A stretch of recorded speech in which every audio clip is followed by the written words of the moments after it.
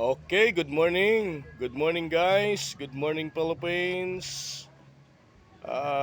Good morning Luzon, Visayas, Mindanao. Welcome po sa ating programa ngayong pong umaga, ang ating short video. I'm here and welcome Plaza Mall at Senior Pure Gold at Libertad, Pasay City. Ayan.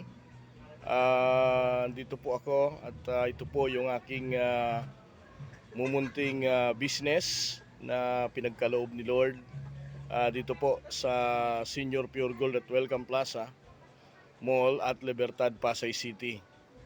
Nakakailang months na rin po ako dito, no? Ako po ay nagsimula noong December at dati sa isang upuan lang at ngayon po ay meron na po akong room, no? So thanks God kasi tayo po ay pinagkalooban ng Panginoon ng mumunting business, no?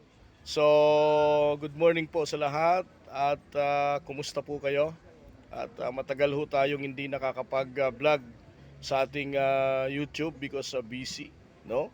At ngayon lang ho tayo nagkaroon ng pagkakataon uli.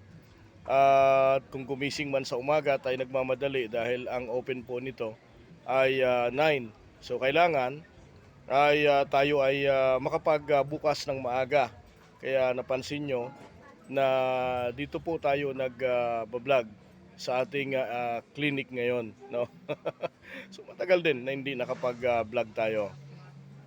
And batiin natin ang happy birthday. You have many more birthdays to come. Lahat po ng mga birthday celebrant, happy birthday po. And tayo po ay mapanood din sa iba't ibang panig ng mundo like Mega and Metro Manila and over the world and over the Philippines. I'm Pastor JB. Ayan, kumusta po kayo? Remember, no? Matagal-tagal na rin tayo na hindi nga nakakapag send ng video sa ating channel. Pero nandoon pa rin yung ating mga subscribers na tsak na mapanood pa rin tayo kahit papano. Ayan. Napakainit po ngayon, ano, dahil po sa sobrang taas ng ating temperatura na ayon po sa pag-asa ay posibleng umabot sa mahigit 40 degrees Fahrenheit ang init po ng panahon na posible pong maranasan po natin ngayon at sa mga darating pang araw, no? Kung mapapanood po natin yung mga balita ay marami na pong apektado nito pong El Nino phenomenon. No, marami na pong mga pananim, marami na pong mga magsasaka ang hindi na nakakapag tanim ng maayos dahil po dito sa tinatawag na El Nino phenomenon. So, ang problema ngayon, pagdating po ng May, June, ay taniman po ng palay, no?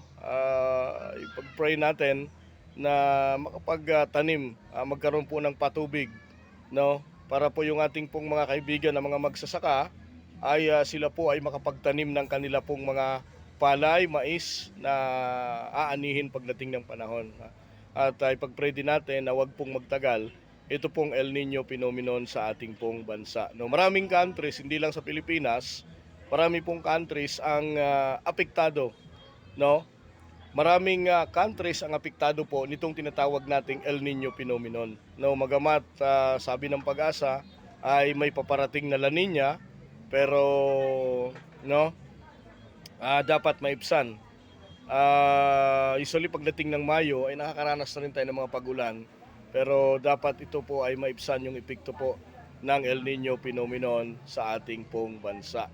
So paalala lang natin na tayo po ay umiwas dito po sa tinatawag na heat stroke o pagkakaroon ng heat stroke dahil po dito sa El Nino phenomenon o sa sobrang init na nararanasan natin sa ating pong kapaligiran. Ito po yung tinatawag na Service messages is doing work in the background. yung Message Smart app continue to load up and subscribe to your favorite promos from the following channels. Content near you. Convenience stores. Smart app https//smrt.ph/getsmart. Maya and Smart online store. Dali lang po Talk back off.